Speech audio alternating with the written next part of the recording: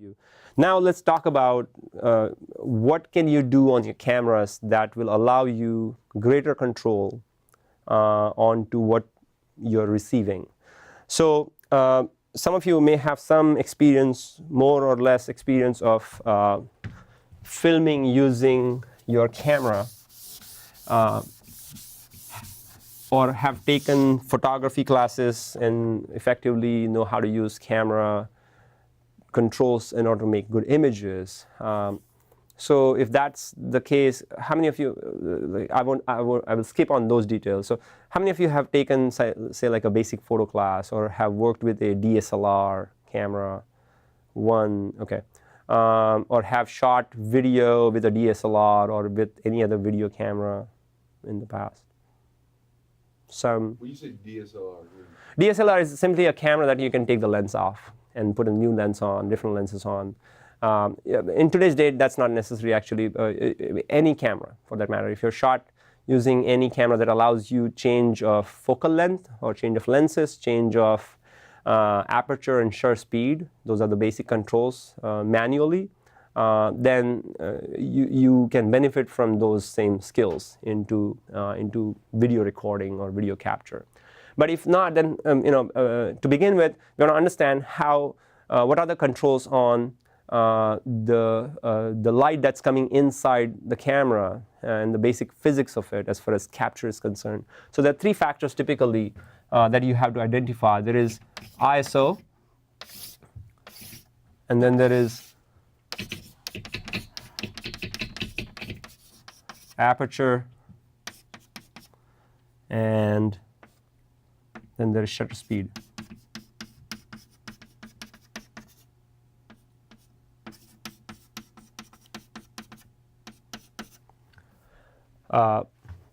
These are the three things that typically most cameras will have, and most cameras, at least professional ones, will give you control on. That you can change the aperture, you can change the ISO, you can change the shutter speed. Individually, what they mean is ISO basically means the sensitivity of your sensor. How sensitive it is. If you have a lot of sensitivity, less light is enough to make an image or to make video capture. If you have very low sensitivity, that means you need a lot of light to make the same image or video. ISO is represented by numbers, typically going from 100 to anywhere depending upon your camera. Let's see, at least 3600 or even more, 50. I don't know what are the next number lineup would be based on cameras. But typically ISO numbers have a pattern of double or half. So it'll be like 100, 200, 400, 800, 1600, 3600, 6200, and so on, 6400, and so on. So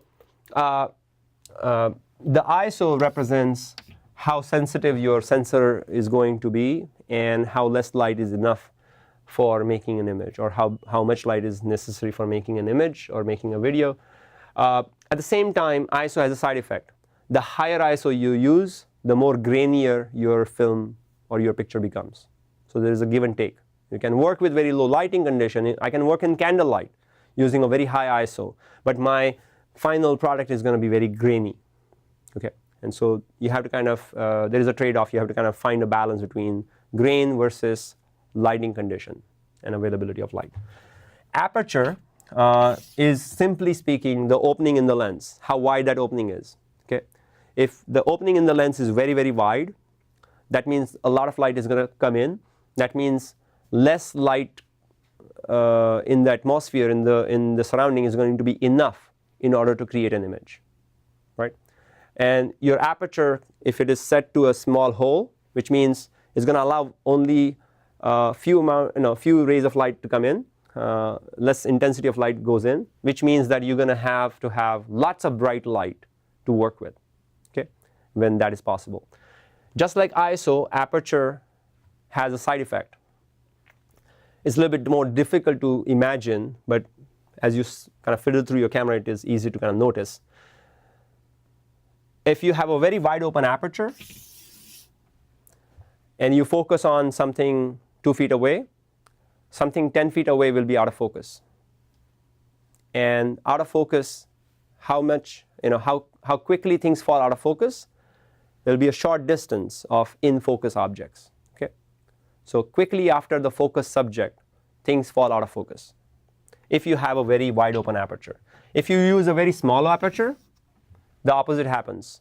More and more things in the background start coming in focus. Okay. Now, when is it relevant? If I say want to create, I'm shooting a scene in which there are two actors. There's one near the camera, one far away from the camera. And I don't want to get into changing focus from actor 1 to actor 2. I want both of them to be simultaneously listening to, say, this is a typical scene, courthouse, judge is there, two lawyers, and both need to be expressing something about whatever that person is saying, right? I can't have one person in focus, other person out of focus, and move on my focus back and forth. I need both of them in focus. How do I do it? I need to use a small aperture. Got it? So the resultant side effect is called depth of field. Okay. The wide open aperture has shallow depth of field. Small aperture has deeper depth of field. In all the examples I gave of In the Mood for Love, a wide open aperture is in play. Things fall quickly out of focus and obscure things, right? So the wide open aperture or shallow depth of field has the quality of creating abstraction, whereas deep depth of field is descriptive. It shows a lot of different things at different distances from the camera relatively in sharp focus. Okay? We'll talk about this depth of field differently because there is another factor that also has bearing on depth of field. Shutter speed. Shutter speed is something irrelevant when you come to filmmaking. Shutter speed is basically how quickly the window of the camera opens, lets light in, and closes. Shutter speed is only useful when it comes to working with photography as a control. Okay? You can't control light using shutter speed in videography, typically. Now, there are some cameras that are going around that in order to make that possible. New Nikons are now letting you shoot like 4,000 second shutter speed when filming, and the logic typically goes traditionally that when you're working with any camera in capacity, especially a film camera that also shoots video like a DSLR, if you're making video work, shutter speed is to be forgotten as a control. That's off the chart. You can't use it. But it's not randomly set. Shutter speed is typically set as twice the film rate or frame rate. Okay? So it should be twice frame rate. Frame rate is basically how many frames per second the camera is capturing in order to create the illusion of movement.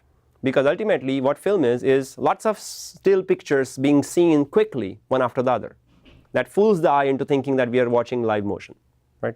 That's the root of cinematography. Still pictures being like a flicker book. It's basically a sophisticated form of flicker book. So frame rate, there are standards of frame rate. There are American standards, European standards. Typically, frame rates are set between 25 frames and 30 frames per second. And most cameras will give you those options, 25, 29.7, or 30 frames. Basically, you can choose between the two, and you can create something that looks normal, that looks natural. Okay? And shutter speed typically is to be set twice the frame rate. So if I'm choosing 25 frames per second as my frame rate on the camera, set the shutter speed to be 50 and forget about it. You don't move shutter speed at all after that. Okay? Or set the frame rate 30, set the shutter speed 60, that's it. Okay? I'm not going to go into the science of why twice, but that's how you should do it. And that produces visually appealing results. Okay? If you do it differently, things become different. Is this clear? Is this basic stuff clear? Now, based on your camera, you can kind of see, okay, your camera allows you to move what? Does it allow you to move shutter speed at all? I think a video camera like that probably won't even allow you to move the shutter speed because it has already set shutter speed for set frame rate. Okay? But it probably allows you to change frame rate. So you can kind of take a look at that. But DSLRs, which are meant to let you choose shutter speed and apertures both independently, you have to follow this rubric in order to set your camera so that you produce something that is that looks nice and normal. What range of apertures you have, again, depends on camera. If you have a choice of a lens that has a very, very wide open aperture, go with that, because that means you can shoot with very low lighting condition and still pull that shot off. You don't need to stick to like really bright sunny conditions without causing too much grain, right? And so I would recommend a lens that allows you very, very wide open aperture. Apertures are represented by numbers, and they go something like this. It's much more weird set of numbers than ISOs or shutter speeds. So they typically go something like this: 2.8, 4, 5.6, 8, 11, 16, 22, 32, 62, and so on, 64, and so on. Smallest number represents largest hole.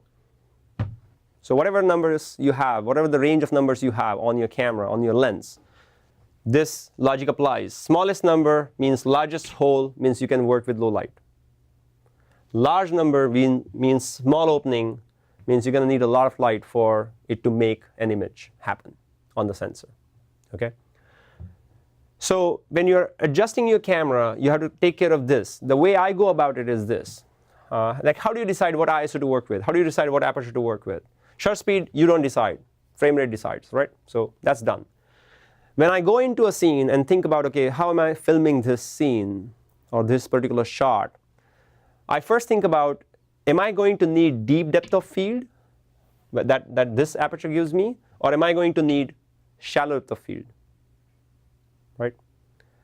If I'm going to need a shallow depth of field where I want background to quickly fall out of focus and not keep on cluttering my attention, I want to de-emphasize it, emphasize the person in front, right? I want to go with the shallow depth of field. Then I would choose the aperture accordingly, whatever is available on my camera, and then choose the ISO that I have to choose in order to make the exposure happen. Does that make sense? So that's a way of logically thinking about exposure. Shutter speed, you don't operate. Choose an aperture that's suitable for your scene, for the meaning of that scene. Choose the ISO that you have to go with in order to reconcile what you have chosen on the aperture scale. And that will be whatever it turns out to be, right? And then you will hit, sometimes you're going to hit the wall where you chose the widest open aperture and still it is too dark with the fastest ISO. That's it, move outside. Bring another light, something to increase the amount of light in the scene. There is no solution on that, right?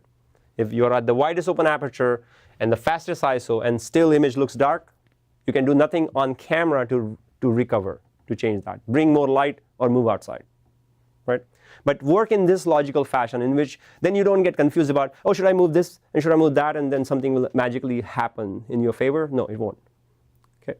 So think about depth of field and then deal with ISO as a side effect that you have to reconcile, you have to work with. Any questions? Other thing when you are thinking about video that you should consider is, or for that matter, photography as well, is focal length.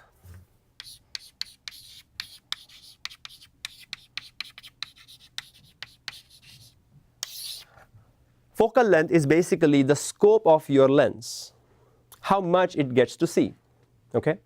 Focal lengths are represented typically in millimeters, but it's simply the distance between the front of the lens and the sensor. Okay? Length of the lens, for that matter.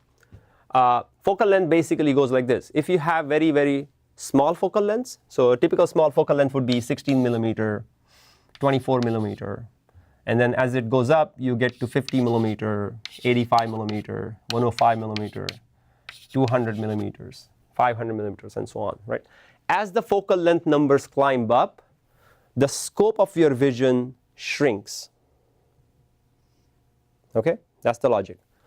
These are called wide-angle lenses. These are called telephoto lenses, right? Telephoto lens allows you to bring things that are far away closer because you are avoiding all this other peripheral vision, right? So magnification is simply by narrowing down your angle of perception. And so how does this affect the meaning? We talked about wide-angle lenses, right? If you're creating eerie, distorted feeling of the space, you should use a wide-angle lens. Wide-angle allows you to distort space, makes small rooms look bigger. A common example, Go on any motel's website. You want to try and book a motel, the room looks always bigger in the picture than when you show up at the motel. Why is that always the case? Because they always are shooting with a very wide angle lens, making the small room look much larger. Right? So you can distort space using wide angle lenses. Telephoto lenses can allow distant content come closer. But this variation is not only between angle of perception. It also has a bearing on depth of field. Wide angle lenses will allow deeper depth of field. So here's that thought, like how I set up my scene, how I go about filming a scene. If I want deep depth of field in a scene, yes, I will choose a small aperture, but I will also choose a wider angle lens if possible. If I want shallow depth of field, I want the actor to be in focus and immediately the background falling out of focus, I would choose a open aperture, whatever is possible. I will also zoom in as much as I can, because higher depth, higher focal length allows shallow depth of field. Does it make sense? Right? So these things are kind of interrelated. And so when you're making choices here, this choice automatically also has to be made, especially if you have a choice to make. So most of you typically will have a zoom lens. And so you have a choice to make between smaller or higher focal length, and it has consequence in terms of depth of field.